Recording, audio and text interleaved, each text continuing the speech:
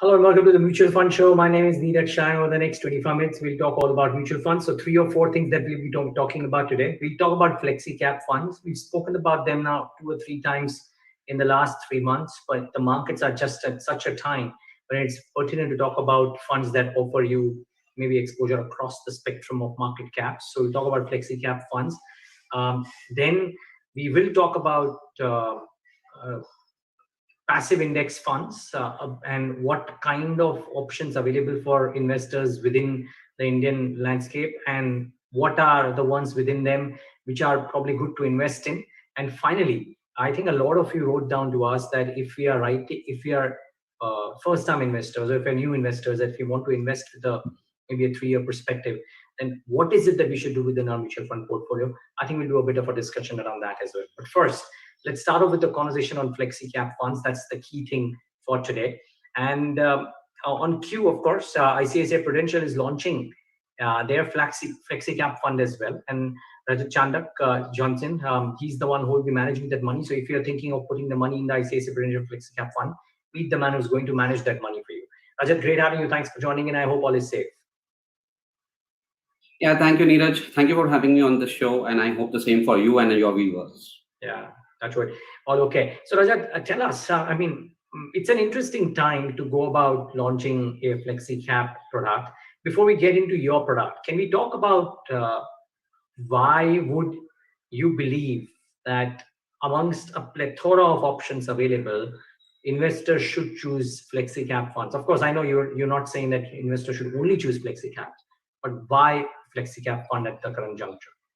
Yeah, well, we believe that FlexiCap should form core part of any investor's portfolio today, and there are a few reasons for it. One of it is the kind of flexibility that it offers the fund manager to allocate money across market cap categories. Large cap, mid cap, and small cap. So FlexiCap funds can invest across market cap categories, and the flexibility which is offered to the fund manager in managing that allocation is higher than any other category in the equity mutual fund space.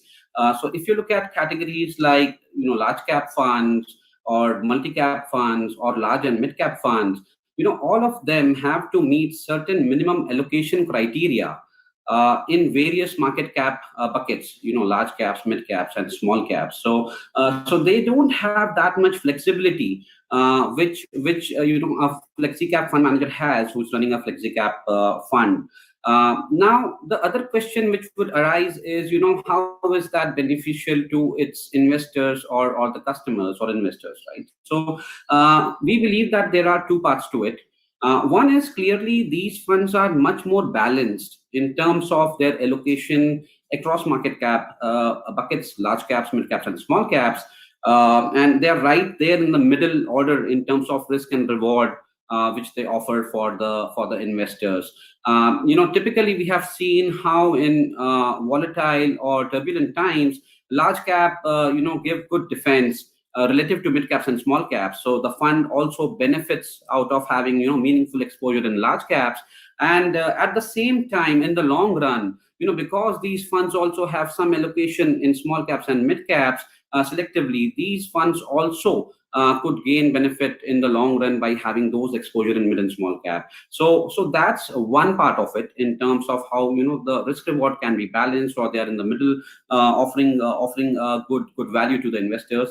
The second part is it's important to understand that these market cap buckets also go through their own cycles. And if you look at, for example, periods like 2014 or 2017, mid caps and small caps outperform the large cap indices by a meaningful margin. So more than 20 percentage points kind of an outperformance which these mid caps and small cap indices delivered over large caps.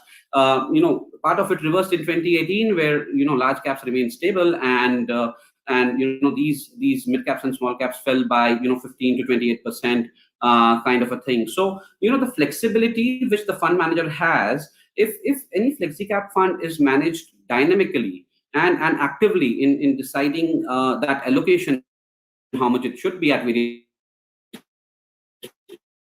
point of time,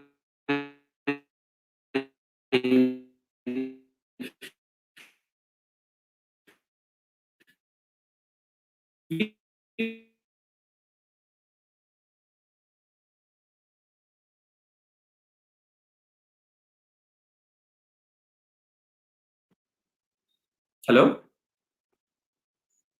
Sorry, it got stuck for a minute, I think. Yeah, Neeraj, Rajat. Yeah. Sorry, I just lost the last part of your answer, but I think you are referring to flexibility that is available for a fund manager being one of the key attributes why people should have FlexiCap funds in the portfolio. Yes, these are the key attributes, and it's very well balanced. As I said earlier, you can play across the market cap buckets, a broader market participation in the fund, across large caps, mid caps, and small caps, and that in the long run, I think would be beneficial for the investors. So the flexibility which it offers, wider participation across market cap categories are some of the key things. So you have blend a best blend of both worlds. So, exposure in large caps and mid and small caps as well in the long run. Okay, Rajat, now I believe you run the multi-cap portfolio in ICICI as well. For an investor who's probably choosing 2 or 3 equity funds and 1 or 2 debt funds for her or his portfolio, must be wondering that why should she choose a FlexiCap fund over a multi-cap fund, or a FlexiCap fund over a large cap fund, or what's the kind of allocation that has to be done? Now, if FlexiCaps have to be the core part of the portfolio, the question that naturally arises is that are they better or worse off using a FlexiCap product over a multi-cap product wherein the attributes might be similar? How would you respond to that? Well, these two products are in different categories in terms of their risk profile. Okay, so SEBI came out with a circular last year where they made 2 separate categories in terms of multi-cap and flexi-cap. So multi-cap funds have to have at least 25% allocation across all these 3 market cap buckets, which means that at any point of time, the mid caps and small caps have to form 50% at least. Okay. There is no such restriction in FlexiCap, is much higher than a FlexiCap fund. So that we need to keep in mind. All the investors need to keep in mind. Obviously, risk and reward go hand in hand. So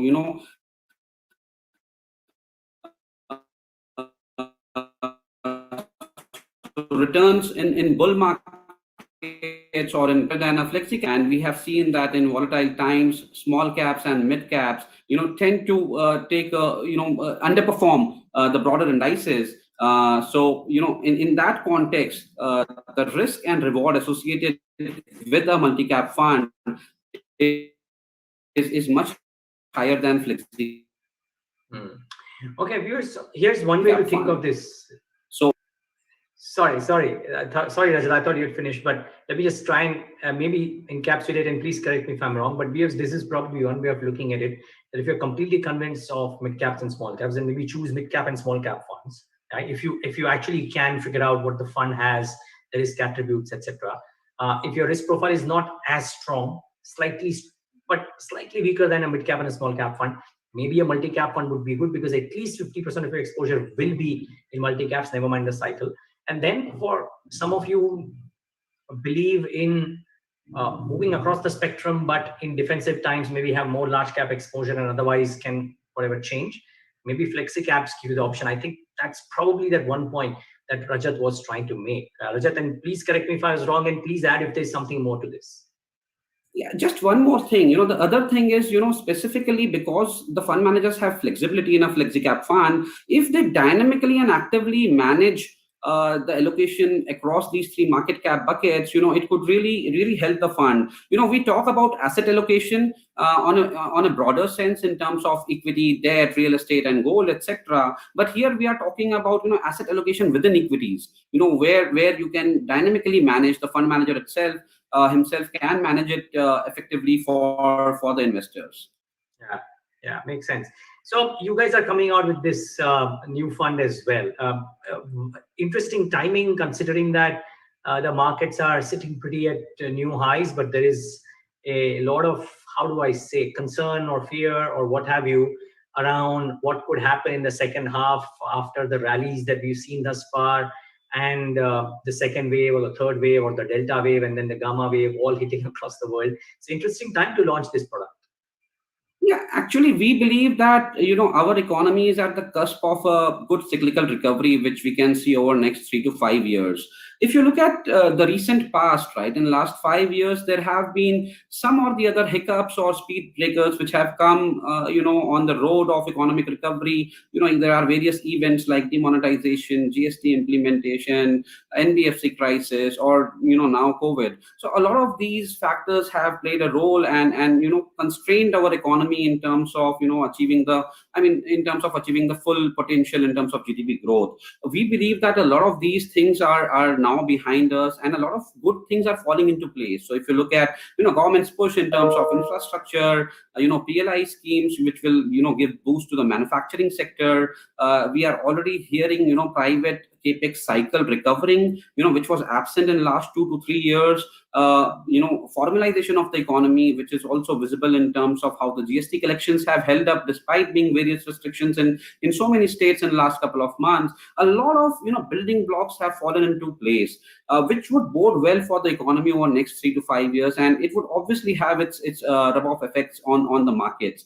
So from being constructive on adding equities in this volatile phase, I understand that there are concerns in terms of rising inflation, or bond yields could go up, or what will happen when Fed would start their tapering down of stimulus, etc. But those volatile times, I mean, we could make out opportunity of it in terms of deploying at that point of time when we see volatility. And over a 3 to 5 year period, it would be like a fully diversified invested fund, which would benefit of these economic cyclical recovery, which we anticipate in next 3 to 5 years. What should the concerns be for somebody who's looking at this? I mean, what should that person keep in mind if she's convinced or he's convinced that she wants to invest in this NFO? But what are the pitfalls that one should able keep in mind? I think there are two parts to it. One is like a standard disclosure, right? Equity is a risky asset class. Yeah. And markets are volatile, and in the short run, it could impact the performance or returns of all the funds. So that's one aspect of it. Second is what we have decided for this fund specifically is to have a good wide range of allocation, for small caps and mid caps, which is 0 to 50%. Okay, so if markets, we are, let's say at this point of time, the valuation models are suggesting that to be a little cautious, let's say in terms of small caps or mid caps exposure. We would have, let's say at this point of time, hypothetically, if we have slightly lower exposure in equities or in small caps and mid caps, but markets continue to do well, for whatever reason, then obviously that's the risk we would be taking at this point of time on the upside, giving up on the upside. But apart from that, I think it's okay. As I said, it's a reasonably balanced product, a reasonably balanced category. We want to dynamically and actively manage it in terms of allocation between small caps and mid caps, and which, by the way, we would be guided by an in-house market cap model which we have developed to guide us. As I discussed earlier, that the decision of how much money has to be put in small cap or mid cap or large cap is an important one. As we saw, how in 2014, 17, 18, the returns, the difference could be very, very large. So it's an important decision, and that's why to overcome at times this human emotion of greed and fear, we have built a model which would guide us in taking the right decision, a difficult one, but the right one. And we believe that over long period of time, it should help the fund and the investors. One final question, Rajat, and that is, ceteris paribus, with the monies that you will collect. I heard you mention that you've thought of keeping a largish allocation to mid caps and small caps, but so which is why I said ceteris paribus, other things not changing. Would you believe that your mid and small cap allocation could be as high as 50% or more than that? Or would you believe that at this point of time, you would probably keep more large caps? Yeah, so there are two parts to it. One is what I said was the range which we are keeping, in which we will play for mid cap and small cap, is a large one, 0 to 50%. If you look at the benchmark, you mean not just for right now? It's not just right now. Yeah, okay. Overall, over a period of time, it would range between 0 to 50%. We have placed this product just below multi cap fund as a category, because there you have to have at least 50% allocation towards mid caps and small caps. So 0 to 50% is a wide range which we have kept for the fund. The benchmark, which is BSE 500, typically has around 25 to 30% of allocation in the mid caps and small cap space. Standing today, what our models are suggesting is to be overweight large caps, probably 80% or plus in large caps, and 20% or less in mid caps and small caps. That's very intuitive, because if you look at returns in last 15 months, mid caps and small caps have done much better than large caps, and their relative valuations or relative attractiveness has gone down versus what they were last year. And that's where last year when SEBI came out with this regulation, we continued our multi-cap fund in that category. We thought, all the signals were that suggesting that mid caps and small caps were relatively still attractive to large caps at that point of time. So we added mid caps and small caps in multi-cap fund, and are now launching Flexicap in this new category. Okay. Well, we wish you all the best for that, Rajat. Thanks so much for taking the time out and speaking to us. And good luck with the fund. Thank you so much, Neeraj, and all the best to you. Thank you so much. Well, that's the view from the man from the ICICI stable who will be managing the money if you indeed choose to put money in that NFO. Now, the key is that the right category, and is that the right product within that category? Rajat Chandak obviously believes it is so, which is why they're launching this. Let's get in Prableen Bajpai. Now, she's been with us on a couple of shows, and you guys have loved what she said and she's advised. So let's ask her what she makes of it. Prableen, good having you. Thanks for joining in. And thanks for being by patiently.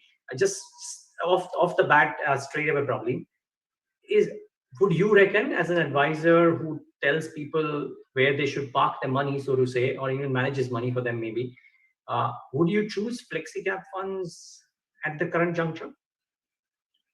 Good afternoon, Neeraj. Absolutely. I think Flexicap funds definitely, as Rajat said, it does make a part of the core portfolio for any investor. But if that core has to be filled by an NFO, I think at this point, that's the question. I think there's a huge amount of variety out there in the Flexicap space, and investors who do not have a Flexicap fund, I believe that a lot of investors who've been investing 2 or 3 years or more would definitely have a Flexicap fund already in their portfolios. And if they don't, then we do have a huge range of 35 to 40 good Flexicap funds out there, and it definitely should be a part of the core portfolio, even at this juncture. Probably is interesting. Most times when I speak to advisors and experts on the mutual fund subject, they say that why do you want to go for an NFO? You can go for a tried and tested product. And yet, of course, fund houses do come out with NFOs, because there has to be, if they don't have a product in their portfolio, they will launch it. So therefore, would you believe that for an NFO to do well, or for people to actually subscribe to an NFO, it might be helpful to wait and see how the fund does for a period of, say, 3 to 6 months to 1 year or whatever it is, and then put in the money if that category is well discovered? Absolutely, Neeraj. I'll give a analogy here. It's like, you're going for reading the credentials. We are just going by any NFO which comes. It sounds very impressive. This is already a very, very well-established category, because it was the multi-cap, which is now the Flexicap.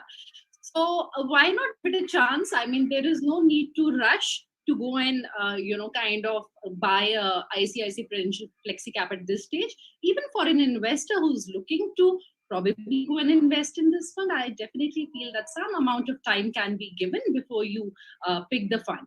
I personally believe that the performance during market downturns, that is a big testing time, and it's good to go in for a fund where you've seen how the fund performs during drawdowns. What are some of these funds, Prableen, if you're at liberty to tell us? Maybe a few names which have done well in the drawdown, or you believe are good Flexicap fund options anyway? Okay, so I'll give you 2 names here, Neeraj, and just a disclaimer that it's just a suggestion, and investors must use their own due diligence. One of them would be, of course, I think you're talking about Flexicap, so you can't go without naming Parag Parikh. The first reason being that it has a beta of just about 0.74. So it's going to go maybe not as high as the markets go up, but then during drawdowns, there is limited, downside to it as well. And it was proved even during the fall of March 2020. The fund was down just by about 30%, while the broader category was down by about 37 to 38%. And the turnover ratio, despite the fact that the category actually offers a lot of flexibility, they have very about 7%. So it's not very dynamically managed, but it also means that probably the stocks that they pick, they are high conviction stocks and they are sticking to them even during times when, situation may not be that great. A little concern here, the size of the fund has definitely grown a little bigger. It's about 10,000 crore. But I think the space is such, because you can move quite freely, shouldn't be a concern also because they have a global allocation. And the second name, I think, can be Canara Robeco here. Again, it's a 4,000 crore fund, so agile, not too huge. And again, beta of about 0.85, much lesser than 1. And I think this, again, is a good stock selection-based approach here. This can also be considered. A few other names, PGIM has done very well recently. But again, I think some more time can be given before investors, jump on to buying that product. Okay, fair call. Thanks for that, Prableen. Now, the other two things that we wanted to talk to you about, Prableen. One is, of course, equal weighted passive strategies. Now, I think people have limited understanding of equal weighted indices. People have very limited understanding of passive strategies, and therefore, it'll be lovely to hear from you the importance of having or not having equal weighted passive strategies in one's portfolio, and what should investors, hope or expect when they invest into these into this category, so to say. So, Neeraj, of course, passive investing is broadly that you're tracking an index. And the most popular indices, whether it is in India or globally, are indices like S&P 500 or NASDAQ 100, NASDAQ Composite, or in India, Nifty 50 and BSE Sensex. Now, all these are market-weighted indices. As in, as the price goes up of a stock, multiplied by the number of shares which are there in the market cap goes up, and so does the weightage. An equal weighted strategy just follows the parent in terms of the constituents. So a Nifty 50 equal will have all the constituents which the regular Nifty 50 index has, but it has a capping on the maximum weightage that it's going to give to a stock, and it's equal weighted. So 50 stocks, so 100 divided by 50, it would be a 2% allocation. If you're talking about Nifty 100, Neeraj, then it would be a 1% allocation to each stock. And for investors in India, there is Nifty 50 equal and Nifty 100 equal. These are the two strategies which are available for them. And to take exposure outside India, the NYSE, New York Stock Exchange, FANG Class is one index, which is again the equal weighted strategy. And the advantage here, which I personally feel, is that currently I think most of us are holding a lot of active funds in our portfolios. And any active fund, whether it is from the mid-cap space, the multi-cap, the flexi-cap space, will always have a proportion. Even if you're not holding a large cap, you'll always have a proportion of large cap stocks in your portfolio, because the fund has to maintain that amount of liquidity. And I think it goes without saying that HDFCs, ICICI, Infosys, Reliance will be a part of it. So when you're going with the regular index fund, I feel the overall concentration of a investor's portfolio, gets skewed towards these couple of stocks. A regular Nifty 50 has 68% weightage in the top 10 stocks. And equal weightage just brings you to 20% weightage. So I feel it reduces your overall concentration risk, makes it a more diversified in terms of holding an index.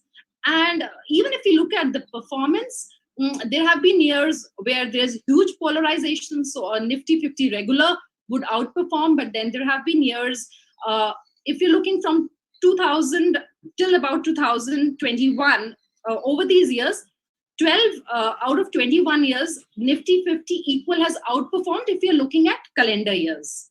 And even in terms of rolling returns, there have been phases where the Nifty 50 equal has outperformed. During phases, it has underperformed.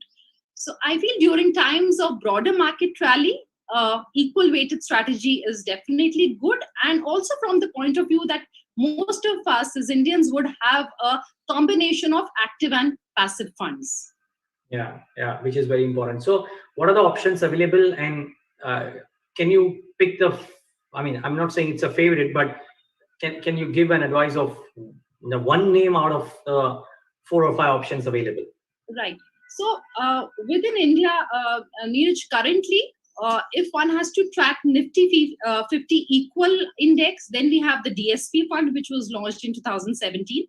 And very recently, ABSL closed their NFO, which is also a equal weighted strategy. So we have 2 funds here.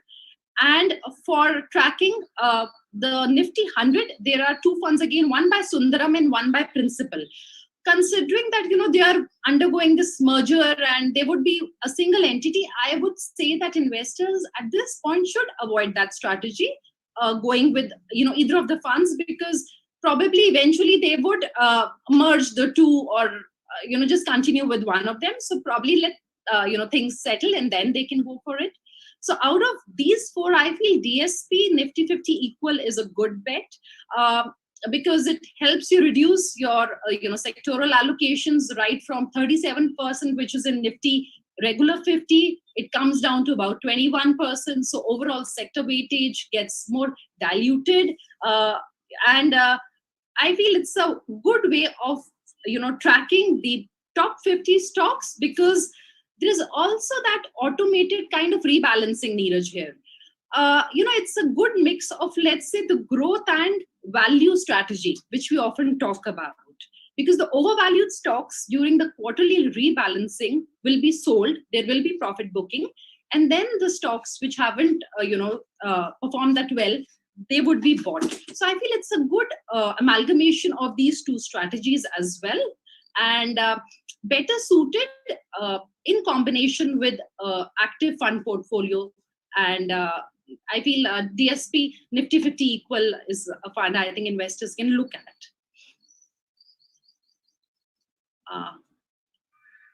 So Prableen, thank you for that, and thanks for explaining in detail as to why people should use these equal weighted passive strategies as well. Yeah, diversification of all forms. Yeah, sorry, please finish. Neeraj, I'd like to add here that when we're talking about an equal weighted strategy, I mentioned the Mirai New York Stock Exchange PAN Plus, which is again an equal weighted strategy. But investors should be very careful that in that fund, although these funds, because they have a larger portfolio, 50 stocks and 100 stocks, the concentration risk actually reduces by going and taking the equal weighted strategy in that particular fund, because only 10 constituents are there. The concentration risk actually increases. So they must be careful about that if they are looking at investing in that particular fund. Yeah, that's a pertinent point as well. Okay, so viewers, take your picks very, very wisely. But since so many people told me, including people from my office as well, and that if you want to start off investing in funds, how should we approach? What are the kind of categories that should we have? And try and make it simple and not too complicated. Prableen, can you, in a nutshell, tell the viewer who's listening in right now, or will of course listen later on, or read about it, as to how should she or he approach his first mutual fund basket? So I feel if you're talking about equities, Neeraj, if the horizon is long, more than 5 years to 10, 15 years, I think the first fund an investor should pick is an index fund. And for them, it doesn't matter whether they're going for an equal weighted strategy or a regular fund, because they would not have any other active funds as it is in the portfolio. So either ways, it's okay. So passive fund tracking the large cap space. Second, I feel that a Flexicap fund again can make your core basket. So within the actively managed space, I feel a Flexicap fund, and it can be complemented with an international fund providing international exposure with a capping of about 15 to 20%, depending on what's the objective of that investment. And of course, these decisions have to be based on the risk appetite and goals and other details. But broadly, I feel these are the three funds they can start off with if it's a long-term portfolio.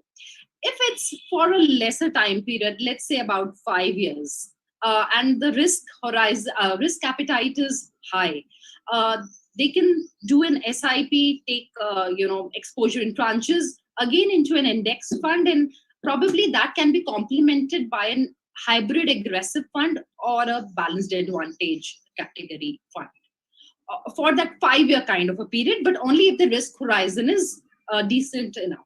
So you're saying a balanced advantage fund, according to you, would carry a higher risk profile as opposed to a Flexicap? No, not at all. A Flexicap will definitely have a higher risk.